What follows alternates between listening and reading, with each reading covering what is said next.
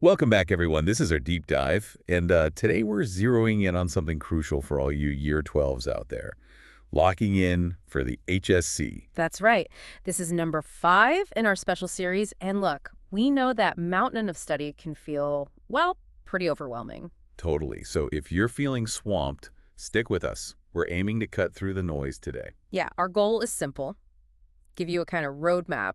We've dug into some solid, evidence-based advice on things like note-taking, memory techniques, summarizing, basically stuff that works. Exactly. Stuff that's tailored to make learning more efficient. We want to equip you with real techniques, practical things you can actually So use. you can study smarter, not necessarily just longer, and hopefully feel a bit less stressed while getting a better grip on the material. Okay, let's dive in. Where do we start? The foundation, right?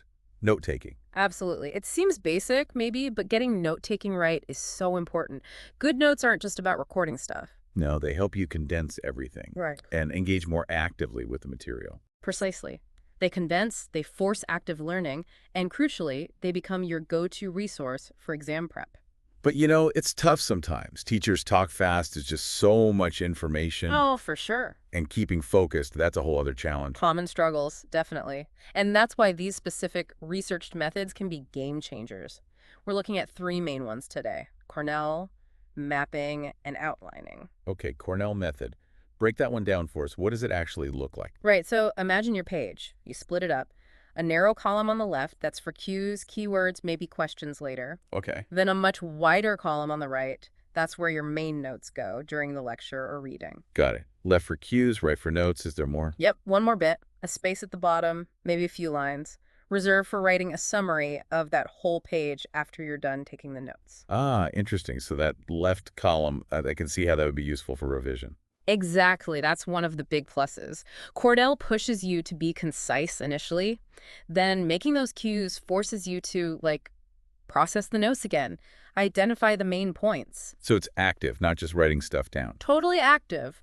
You're reducing, reciting, reflecting, reviewing, all built into the structure. And that summary at the bottom seals the deal, forces you to synthesize. And there's research backing this up. Yeah, there is. A study from back in '91 showed it really boosts active learning and helps you remember things better. It's not just a neat layout. Okay, Then you draw lines branching out from it, connecting related subtopics, keywords, examples, whatever fits, like a spider web of ideas. so it's about seeing the links between things. That's its superpower, yeah. You can visually group related bits, see how concept A connects to concept B.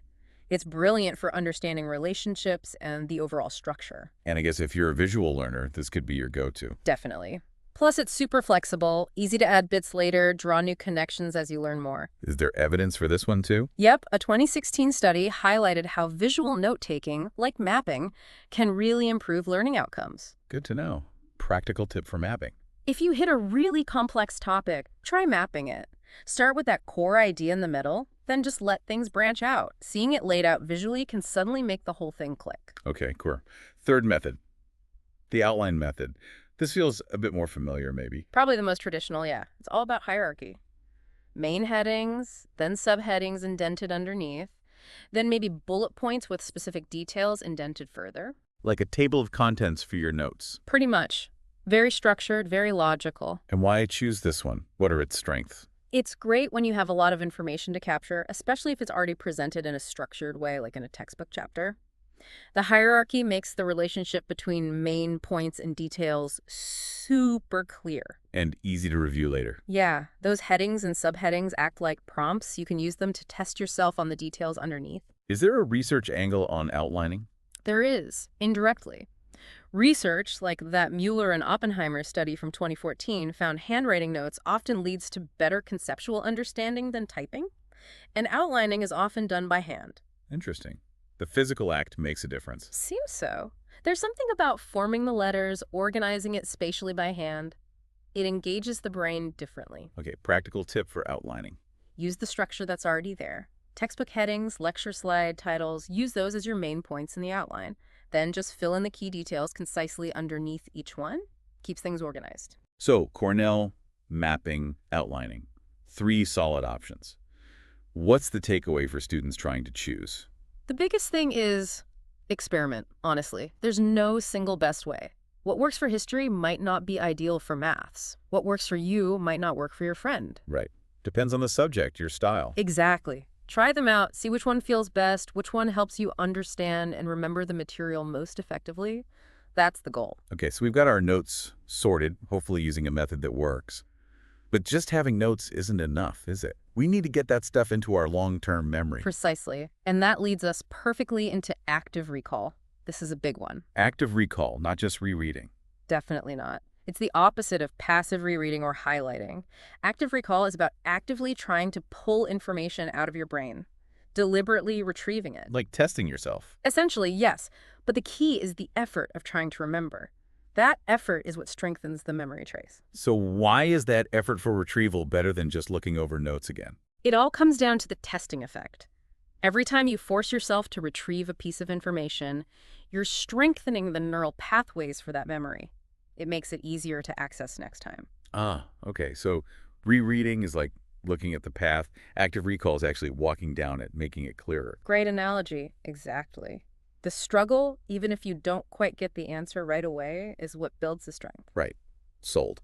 How do we actually do active recall in practice? Give us some techniques. Okay, classic one. Flashcards.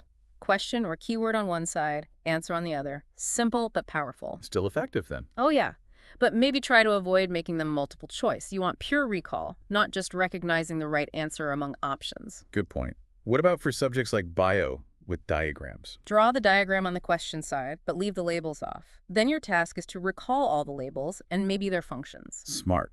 Other ways to use active recall. Remember the Cornell notes, that left-hand column. Perfect for active recall. Use those cues or questions you wrote to test yourself on the main notes. Ah, see how it links together. But also just periodically stop while you're studying, cover your notes or close the book, and try to summarize out loud or in writing what you just learned in your own words. Like mini tests throughout the session. Exactly. Keeps you engaged and checks your understanding as you go.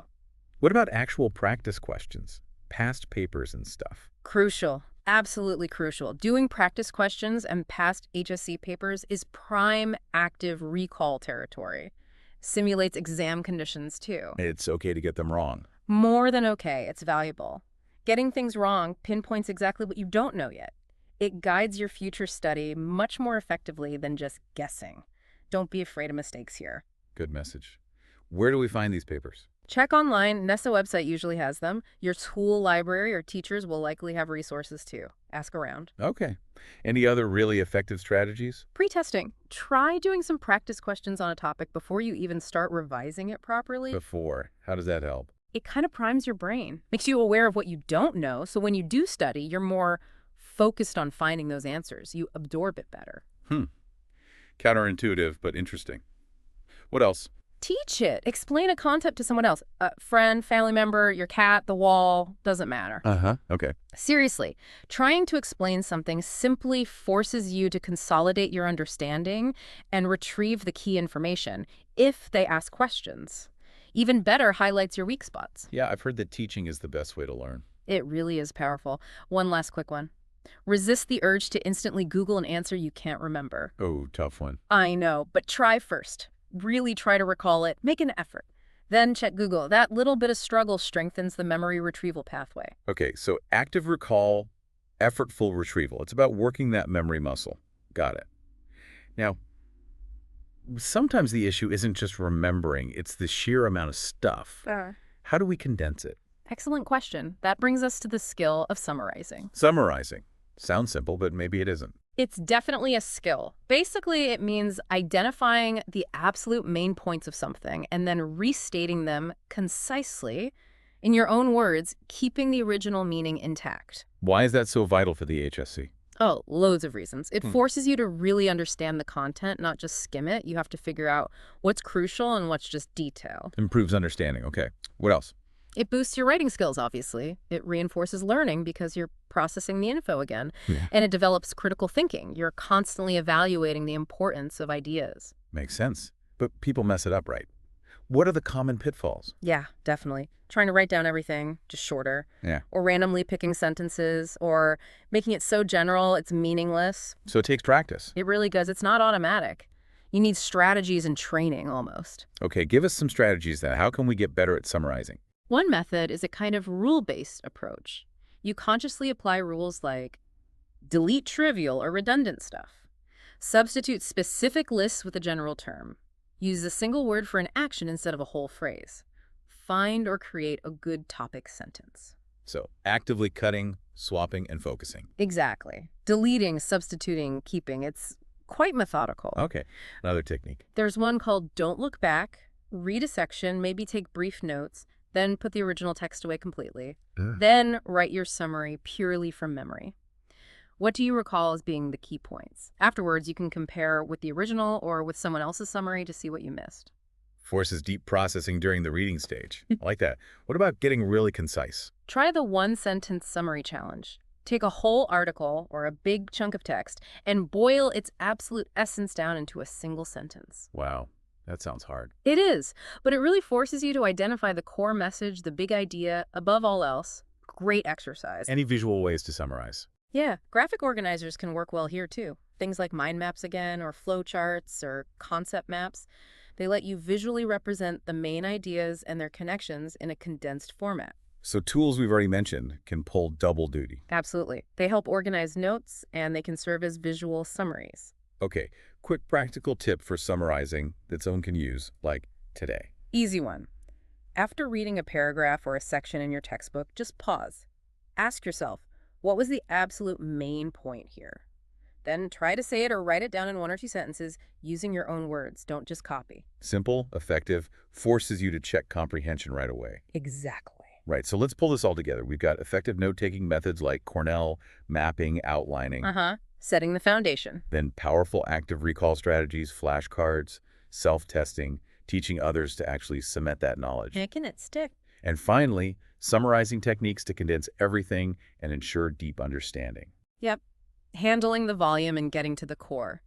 These really are tools to make HSC study feel less like a nightmare, more achievable. Definitely. And the crucial thing is finding what works for you, isn't it? Absolutely. Don't feel you have to do everything at once. Pick one technique that resonates.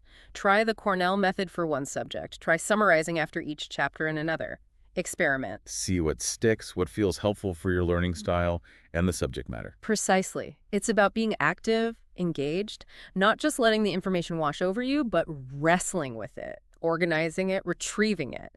That's where the real learning happens. That active engagement is key for the HSC. Couldn't agree more. So maybe a final thought to leave everyone with. Before it. Just think about how different your study could feel, how much less stress there might be if you consistently applied just one or two of these ideas. Cornell notes, or active recall pauses, or the one-sentence summary. What small change could make a big difference? Exactly. So the question for you is, what's one small thing, one technique from today that you'll commit to trying in your very next study session?